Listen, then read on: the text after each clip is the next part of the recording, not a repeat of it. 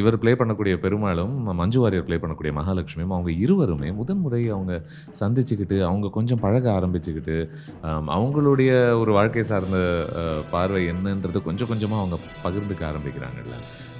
அதுதான் என்னுடைய most favourite portion நெனைக்கிறேன். ரொம்ப உணர்ச்சி பூர்வமான ஒரு ஒரு போர்ஷனா பார்க்குறேன். குமரேசன் அப்படின்னு பேசும்பொழுதுல, ஒரு 3 மணி நேரம் அவர விடுதலை பார்ட் 1ல நம்ம பார்த்தோம். இதில ஒரு கேமியோவுக்கு தள்ளப்பட்டிருக்காரு. அதில ஒரு சின்ன ஏமாற்றம் எனக்கு. ஏன்னா, எனக்கு ரொம்ப புடிச்ச ஒரு கதாபாத்திரம். இன்ஃபாக்ட் 3 மணி நேரம் விஜய் சேதுபதி அவர்களுடைய ஒரு பெருமாள் கதாபாத்திரத்த பார்த்த பிறகும் கூட இல்ல. எனக்கு குமரேசன் மேல தான் ஒரு பெரிய அன்பும், பாசமும் இருக்கு அப்படிங்கிறதுல எந்த விதமான மாற்று கருத்துமே கிடையாது. வாத்தியார் தாங்கய்யா. வணக்கம். நான் சுதீர் ஸ்ரீனிவாசன். இது என்னுடைய லேட் ரிவ்யூ. இந்த வாரம் நான் லேட்டாக ரிவ்யூ பண்ண போற படம், வெற்றிமாறன் அவர்கள் இயக்கியிருக்கிற சூரி, விஜய் சேதுபதி, மஞ்சு வாரியர், கிஷோர், கௌதம் மேனன், ராஜீவ் மேனன் இந்த மாரி பல நடிகர்கள் நடிச்சிருக்கிறேன். என்னடா ஒரு மாரி இன்கம்ப்ளீட்டா இருக்கே அப்படின்னு சொல்லிட்டு நம்ம ஃபீல் பண்ணி விடுதலை என்னதான் ரசிச்சாலும், அந்த ஒரு முடிவு எப்போ கிடைக்கும் அப்படின்னு ஆவலுடன் நம்ம எதிர்பார்த்துட்டு இருந்தோம்ல, அத பூர்த்தி செய்ய முயற்சி பண்ணுகிற விடுதலை பார்ட் 2. விடுதலை பார்ட் 2வ சிம்பிளா சொல்லணும் அப்படின்னா, இது வந்து ஒரு உணர்ச்சிகளை விட சிந்தனைகளையும், வார்த்தைகளையும் பிரதானப்படுத்தக்கூடிய ஒரு படமாக நான் பார்க்குறேன். அப்படி இருந்தும் கூட என்னுடைய மோஸ்ட் ஃபேவரைட் போர்ஷன் இந்த ஃபில்ம் அப்படின்னு சொன்னீங்கன்னா, விஜய் சேதுபதி ப்ளே பண்ற பெருமாள். அவர நம்ம ஆல்ரெடி முதல் விடுதலையில கொஞ்சம் பார்த்துருக்கோம்.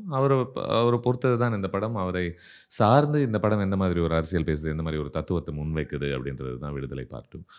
ஸோ நான் பேசக்கூடிய அந்த ஃபேவரைட் போர்ஷன் வந்து, இவர் ப்ளே பண்ணக்கூடிய பெருமாளும், மஞ்சு வாரியர் ப்ளே பண்ணக்கூடிய மகாலட்சுமியும், அவங்க இருவருமே முதன் முறை அவங்க சந்திச்சுக்கிட்டு, அவங்க கொஞ்சம் பழக ஆரம்பிச்சுக்கிட்டு, அவங்களுடைய ஒரு வாழ்க்கை சார்ந்த பார்வை என்னன்றது கொஞ்சம் கொஞ்சமா அவங்க பகிர்ந்துக்க ஆரம்பிக்கிறாங்கல்ல. அதுதான் என்னுடைய மோஸ்ட் ஃபேவரைட் போர்ஷன் நெனைக்கிறேன். ரொம்ப உணர்ச்சி பூர்வமான ஒரு ஒரு போர்ஷனாக பார்க்குறேன். ஒரு புது உறவு. 2 சிமிலர் பீப்பிள் அவங்களுக்குள்ள எப்படி மலரக்கூடும் அப்படின்ற ஒரு அழக பேசக்கூடிய ஒரு போர்ஷன் அது. சிமிலாரிட்டி அப்படின்னா 2 பேருமே ஓரளவுக்கு இந்த சமுதாயத்து மேல ஒரு சினிக்கலான ஒரு பார்வை வந்துருச்சு அப்படின்னு நெனைக்கிறேன் அவங்களுக்கு. விஜய் சேதுபதியாவது கொஞ்சம் நம்பிக்கை வச்சு அத இழந்திருந்தாரு.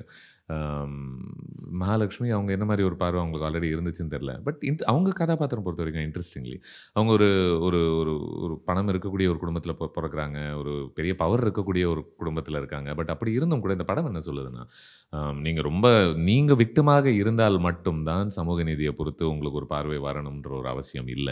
அப்படின்னு சொல்லக்கூடிய ஒரு முக்கியமான ஒரு போர்ஷனாக பார்த்தேன். அண்ட் மோஸ்ட் இம்பார்ட்டன்ட்லி இல்ல சொல்ற கருத்து அப்படிங்கிறதையும் தாண்டி, அதுக்குள்ள ஒரு பெரிய உணர்ச்சி, ஒரு பெரிய எமோஷன் இருந்ததாக நான் உணர்ந்தேன். அதனால தான் எனக்கு அந்த போர்ஷன் ரொம்ப பிடிச்சது. அண்ட் விஜய் சேதுபதி இந்த மாரி போர்ஷன்ஸ்லல்ல ரொம்ப யூனிக்கான ஒரு ஆக்டர் அப்படின்னு நினைக்கிறேன். ஏன்னா அதாவது இந்த ஆண்மைக்கே ஏத்த, இந்த ஹீரோயிசம்க்கே ஏத்த சில மாஸ்குலைன் குணங்கள்லாம் இருக்குல்ல, அதெல்லாம் கொஞ்சம் கூட இதில தெரியவே தெரியாது. ஒரு பியூர் சென்சிட்டிவிட்டி மட்டும் தான். ஆல்மோஸ்ட் 96லாம் என்ன யோசிக்க வச்சது சில brief portions. Like for example interval முடிச்ச பிறகு, மகாலட்சுமி ஏன் அவங்க முடி வளர்க்கல, ஏன் முடிய வெட்டிடுறாங்க அப்படின்றதுக்காக ஒரு சின்ன ஒரு கதை ஒண்ணு சொல்றாங்க ஆரம்பத்திலேயே. அவங்க இந்த இன்டர்வல் பிறகு அவங்க அத வளர்க்க ஆரம்பிக்கிறாங்க. அதனுடைய அர்த்தம் என்னன்றத நம்மளால புரிஞ்சுக்க முடியுது. அந்த ஒரு காட்சியில அவங்க அ பெருமாள பார்க்கிறதாக இருக்கட்டும், இல்ல பெருமாள் அவங்கள பார்த்துக்கிட்டே ஆல்மோஸ்ட் ஒரு வெட்கப்பட்டுக்கிட்டே ஒரு சின்ன சிரிப்பு சிரிப்பதாக இருக்கட்டும், ரொம்ப சென்சிட்டிவான ஒரு போர்ஷனா தெரிஞ்சது.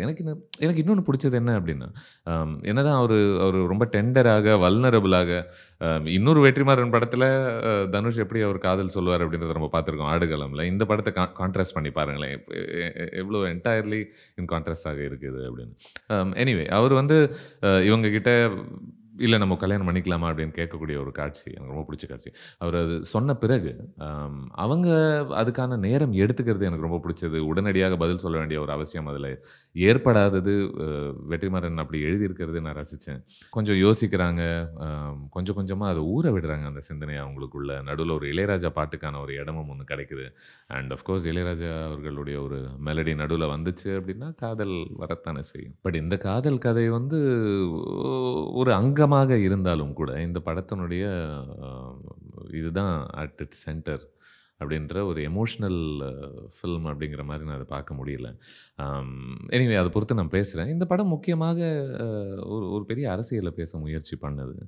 அம் அ வெற்றிமாறன் அவர்கள் வந்து அ சில சில தைரியமான ஒரு முடிவுகள் எடுக்கிறாரு அப்படின்னு நினைக்கிறேன். ஏன்னா, முதல் படத்தில நம்ம புரோட்டாகனிஸ்ட்டாக பார்க்குறது வந்து சூரி ப்ளே பண்ற குமரேசன. அதில ஒரு சப்போர்ட்டிங் கேரக்டராக தான் நம்ம விஜய் சேதுபதியோட ஒரு பெருமாள் பார்க்குறோம். பட் இங்க அப்படியே ரோல்ஸ் ரிவர்ஸ் பண்ணப்படுது. இதில சூரியுடைய ஒரு குமரேசன் கொஞ்சம் ஒரு ஒரு சப்போர்ட்டிங் கேரக்டராக மாறுறாரு. பெருமாள் புரோட்டாகனிஸ்ட்டாக மாறுறாரு. அண்ட் அவங்க 2 பேருக்குள்ள இருக்கக்கூடிய ஒரு முக்கியமான ஒரு வித்தியாசம் என்னவாக இருக்கு அப்படின்னா, சூரி உடைய ஒரு குமரேசன் ஒரு பெரிய அ மனசாட்சி உள்ள அமைதியான ஒரு ஆள். அம் இங்க வந்து பெருமாள் வந்து ஒரு ஒரு டீச்சர் அப்படிங்கிறதுனாலயோ என்னவோ, அ நெறைய பேசக்கூடிய ஒருத்தராகவே தெரியிறாரு. அண்ட் சூரியுடைய குமரேசனுடைய ஒரு ரிபெல்லியன் வந்து அம் ரொம்ப உள்வாங்கின, ரொம்ப அமைதியான ஒரு ரிபெல்லியனாக இருந்தால், ரொம்ப தனிமனித ஒரு ரிபெல்லியனாக இருக்குன்னு நெனைக்கிறேன். பட் பெருமாள் அப்படி கிடையாது. இவர் கூட்டம் சேர்க்கக்கூடிய ஒரு ஒரு ரிபெல்லியன், ஒரு இன்ஃப்ளூயன்ஷியல் டாக்கராக இருக்காரு. அண்ட் மேபி இந்த டாக்கிங்க ஐ திங்க் இந்த படம் கொஞ்சம் கில்ட்டி ஆஃப் ஓவர் யூசிங் அப்படின்னு நெனைக்கிறேன். ஐ திங்க் விடுதலை பார்ட் 1 விட இந்த பார்ட் 2 வந்து இன்னும் கொஞ்சம் ஒரு அம் ரெசிஸ்டன்ஸ்னா என்ன? ரிபெல்லியன்னா என்ன? அம் இதெல்லாம் பொறுத்து இன்னும் கொஞ்சம் ஆழமாக யோசிக்குதுன்னு நெனைக்கிறேன். பட் ஒரு சின்ன சிக்கல் என்ன அப்டின்னா, இந்த யோசனைகள் எல்லாமே அம் நமக்கு காட்சிகளின் என்ன சொல்றது? நம்ம பார்க்குறோமா, உணர்றோமா அப்படிங்கிறதையும் தாண்டி நம்ம நெறைய கேட்குறோம். ஆம் ஏன்னா விஜய் சேதுபதி ஒரு பெருமாள் கான்ஸ்டன்ட்டாக நெறைய இத பொறுத்து பேசிக்கிட்டு இருக்காரு. அறிவுரை குடுத்துக்கிட்டே இருக்காரு. கதை சொல்லிக்கிட்டே இருக்காரு. ஸோ அந்த சிந்தனைகளுக்கு ஒரு வேல்யூ இருந்தாலும் கூட, அம் இது வெறும் அவருடைய ஒரு பேச்சின் வழியாக மட்டும் தான் நமக்குள்ள இது இது உணர்த்த முடியுமா? அப்படின்ற ஒரு கேள்வி எனக்குள்ள வந்துகிட்டே இருந்துச்சு. அம் லைக் ஃபார் எக்ஸாம்பிள் ஒரு ஒரு எக்ஸாம்பிளா சொல்லணும் அப்படின்னா, ஏன் இந்த இந்த படம் நம்மள இன்னும் கொஞ்சம் நம்பியிருக்கலாமோ அப்படின்னு எனக்கு தோணுச்சு நெறைய இடங்கள்ல. ஏன்னா, இப்போ மகாலட்சுமி அப்படிங்கிற ஒரு கதாபாத்திரம் சொன்னேன்ல, அவங்க வந்து முடி வளர்க்க ஆரம்பிக்கிறாங்க அந்த செகண்ட் ஹாஃப்ல. அண்ட் அத பார்க்கும்பொழுதே நம்மளால நமக்கு அது அதனுடைய பின்புலன் என்னன்றது நமக்கு ஏற்கனவே தெரியும். இருந்தாலும் கூட, இந்த படம் அந்த இடத்துல ஒரு ஒரு வசனம் ஒண்ணு வைக்குது. நமக்கு ஞாபகப்படுத்தும் வகையில, "இல்ல இது ஞாபகம் இருக்கா? இது நடந்துச்சே" அப்படின்னு சொல்லிட்டு. அது கொஞ்சம் ஒரு வெற்றிமாறன் மாதிரியான ஒரு ஒரு இயக்குனர்கிட்ட இருந்து கொஞ்சம் ஆச்சரியமான ஒரு முடிவாகத்தான் நான் பார்த்தேன். ஏன்னா, இவருடைய ஒரு திறமைக்கு இவரால ஆல்மோஸ்ட் ஒண்ணுமே ஒரு ட்ரையான ஒரு மொமெண்ட்ல கூட ஒரு பெரிய டிராமாவ உருவாக்க முடியிற ஒரு ஃபில்ம் மேக்கர் இல்லையா அவரு? Like right at the very beginning பார்த்தீங்கன்னா, ஒரு சீன் இருக்கு. அதுல என்ன அப்படின்னா, ஒரு மினிஸ்டர் வந்து ஒரு ரூம்குள்ள வருவாரு. அந்த ரூம்குள்ள இருக்கிறவங்க எல்லாருமே படிச்ச அதிகாரிகளாக இருப்பாங்க. ஒரு 3, 4 பேர். அதுல ஒரு போலீஸ் இருப்பாங்க. ஒரு இந்த மாரி பல அதிகாரிகள் இருப்பாங்க. ஸோ, அவங்க மத்தியில நடக்கக்கூடிய ஒரு உரையாடல்ல ஆக்சுவலா நம்ம பேப்பர்ல பார்த்தோம்னா, இது ரொம்ப பியூரோக்ராட்டிக்கான ஒரு கான்வர்சேஷனாக இருக்கணும்.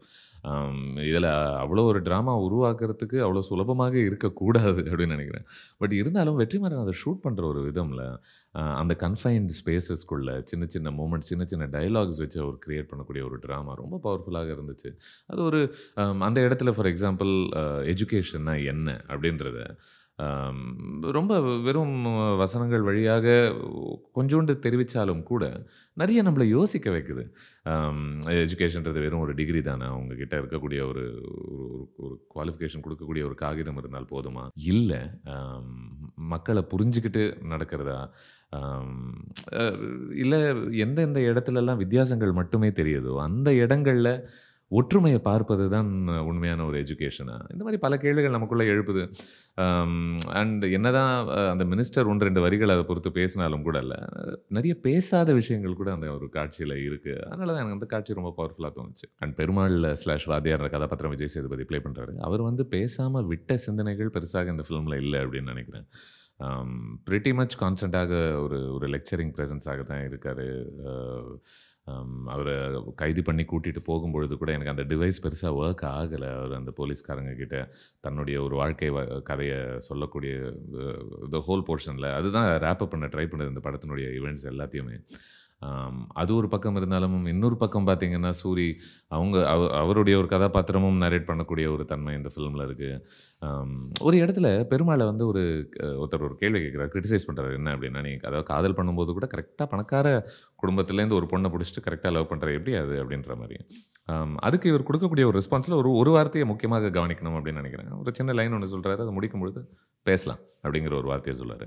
இப்போ அந்த பேசலாம் அப்டின்ற ஒரு வார்த்தை எத குறிக்கிறதாக நான் பார்க்குறேன் அப்டின்னா, ஒரு ஒரு டயலாக்க குறிக்குது. நான் கொஞ்சம் பேசுறேன். உன் பிரச்சனை என்னன்றத நீ பேசு. 2 பேரும் பேசி புரிஞ்சுக்குவோம் ஒருத்தர ஒருத்தர். அண்ட் நீ மாறணும்னா நீ மாறு. நான் மாறணும்னா நான் மாறுறேன். அததானே பேச்சு அப்படிங்கிறத குறிக்கிறதா நான் பார்க்குறேன் இந்த மாரி கான்டெக்ஸ்ட்ல. பட் இங்க பிரெட்டி மச் ஒரு மோனோலாகாக தான் இருக்கு for large periods of time. And பெரிய ரெசிஸ்டன்ஸும் மற்ற மக்கள்கிட்டேருந்து வர்ற மாரி தெரியல. அ ஒன்ஸ் இன் அ வைல் ஒரு போலீஸ்காரங்க 1, 2 அடி அடிக்கிறாங்க. பட் அது ஒண்ணும் பெருசா மாத்துற மாரி தெரியல. லைக் ஃபார் எக்ஸாம்பிள் சரி வாங்க நம்ம ஆயுதங்கள பயன்படுத்துவோம். பாம்ஸ உருவாக்குவோம் அப்டின்னா, அதுக்கு ஒரு குழு இருக்கு அமையுது. சட்டுன்னு அவர் மனச மாத்திக்கிட்டு, இல்ல நமக்கு ஆயுதங்கள் வேண்டாம். அப்டின்ற ஒரு முடிவு எடுத்தாலும், ஓகே, சரி ஓகே, ஆஸ் யூ சே அப்டின்ற ஒரு தன்மை ஒண்ணு இருக்கு. அதான் நான் மறுபடியும் சொல்றேனே, அவர் பேச்சுல யுட்டிலிட்டி இல்லாம இல்ல. ஏன்னா, ஒரு 1, 2 வரிகள்லாம் ரொம்ப ரொம்ப பவர்ஃபுல்லா இருக்கு. லைக் ஃபார் எக்ஸாம்பிள் ஒரு ஐடியாலஜியே இல்லாம அ நீ ஒரு ஒரு ஃபேன் ஃபாலோவிங்க இன்ஸ்பயர் பண்ண அப்டின்னா, அதில என்ன பிரயோஜனம் இருக்கு அப்டின்னு கேட்கக்கூடிய வரி எனக்கு ரொம்ப புடிச்சது. அண்ட் சில இடங்கள்ல கொஞ்சம் அந்த விக்ரம் வேதால இருக்கக்கூடிய வேதாவுடைய சாயலும் இருந்தது போல தெரிஞ்சது. ஏன்னா கொஞ்சம் வெரி ஷூர் ஆஃப் ஹிம்செல்ஃபா இருக்கார்ல அதில. அதில போலீஸ் கூட நடந்துக்கிட்டே போலீஸ் கிட்ட கதை சொல்லக்கூடிய ஒரு தன்மையாக இருக்கட்டும். ஒண்ணு நான் என்ன யோசிச்சுட்டு இருந்தேன்னா, இந்த முதல் படத்தில அ சூரி ப்ளே பண்ணக்கூடிய ஒரு குமரேசன் வந்து ஒரு பெரிய டெஸ்ட்டுக்கு உள்ளாகுறார்ல. அந்த அளவுக்கான ஒரு டெஸ்ட்டுக்கு ஆக்சுவலா இவெண்ட்ஸ் எல்லாம் நம்ம பார்த்தோம் அப்டின்னா, பெருமாள் கண்டிப்பாக உள்ளாகுறாரு. பட் இருந்தாலும் ஏன் அத உணர்ச்சி பூர்வமாக நமக்குள்ள அத கடத்த முடியல அப்டின்றத நான் யோசிச்சுக்கிட்டே இருந்தேன். மேபி பெருசா ஒரு மொமெண்ட்ல ஒரு இடத்துல அ பெருசா நிக்க முடியலையோ இந்த ஃபில்மாலன்னு தோணுச்சு. ஏன்னா, ஒரு பக்கம் பார்த்தோம்னா, அவர் வந்து வொர்க்கர்ஸ மோட்டிவேட் பண்ணிக்கிட்டு இருக்காரு. அங்க அ யூ நோ லேபர் ஃபோர்ஸோட உட்காந்துட்டு உங்களுடைய உரிமைகளுக்காக நீங்க போராடணும் அப்டின்ற மாதிரியான ஒரு ஸ்பீச் போய்க்கிட்டு இருக்கு. மார்க்சிசம் பேசுறாரு, சோஷியலிசம் பேசுறாரு. இது நடுவுல ஒரு அம் பாம்ப தயாரிக்கிறாரு. இன்னொரு சைட்ல பார்த்தோம்னா, போலீஸ்காரங்க கிட்ட பேசிக்கிட்டு அவருடைய வாழ்க்கை பார்வை சமுதாய பார்வை என்னவாக இருக்கு அப்டின்றத எடுத்து சொல்லி, அவங்களுடைய ஒரு பார்வைய மாத்த முயற்சி பண்ணிக்கிட்டு இருக்காரு. இது நடுவுல முதல் படத்துல நடந்த ஒரு ட்ரெயின் ட்ராக்ல ஒரு பெரிய அந்த குண்டு வெடிப்பு இருக்கு இல்லையா? அது ஏன் நடந்துச்சு? எப்படி நடந்துச்சுன்ற மாதிரி அதுவும் ஒரு முக்கியமாக அ ஒ ஒ ஒரு நரேட் பண்ணப்படுது. இது நடுவுல ஆஃப் கோர்ஸ் நம்ம குமரேசன் அவங்க அம்மா கிட்ட எழுதுற ஒரு கடிதத்தின் வழியாக சில விஷயங்கள் நமக்குள்ள கடத்தப்படுது. ஸோ உங்களுக்கு புரியுதுல்ல? அம் இது இது இது இது இத்தனை விஷயங்கள் நடந்துகிட்டு இருக்கிற அ ஒரு ஒரு கதைக்குள்ள ஒரு ஒரு ப்ராப்பர் ஸ்ட்ரக்சர் ஒண்ணு உருவாக்க கொஞ்சம் தடுமாறுது அப்படின்னு நெனைக்கிறேன் நான்.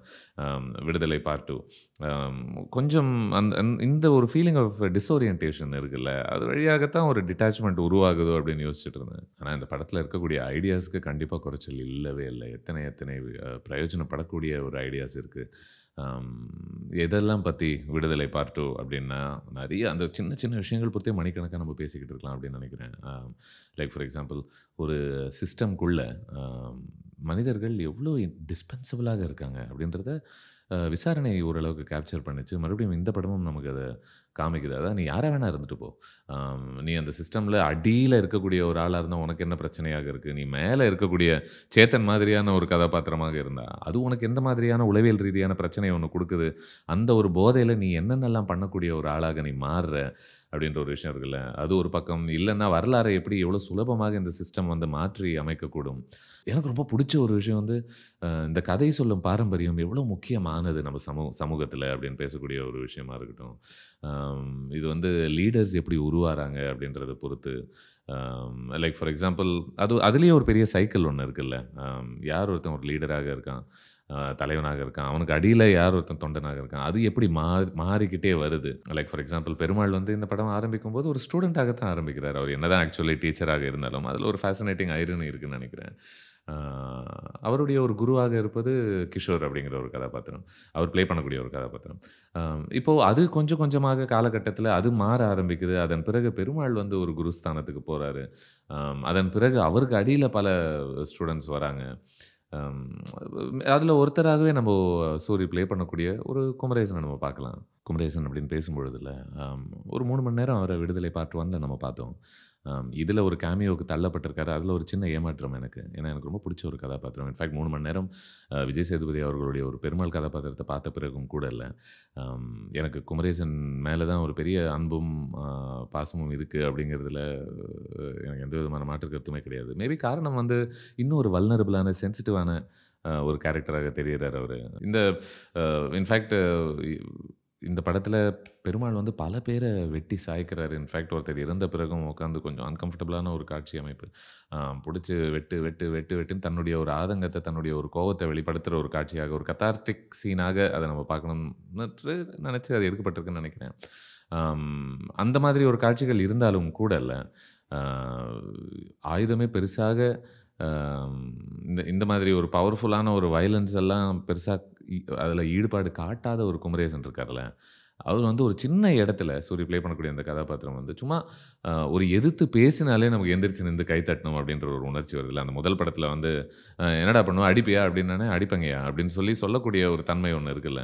அம் there is something very beautiful about that character அப்படின்னு நினைக்கிறேன். அண்ட் அந்த முதல் படம் முடியும் பொழுது, குமரேசன் ஒரு ஒரு குழப்ப மனநிலையில தானே இருந்தாரு. சரி நான் இப்போ எப்படி நான் மாறணுமா? மாறக்கூடாதா? என்னுடைய சமூக பார்வை என்ன இப்படி இருக்கே? நான் சரியான வேலைய செய்றேனா? இந்த மாரி ஒரு குழப்ப மனநிலையில தான் இருந்தாரு. ஸோ நம்ம என்ன எதிர்பார்ப்போம்?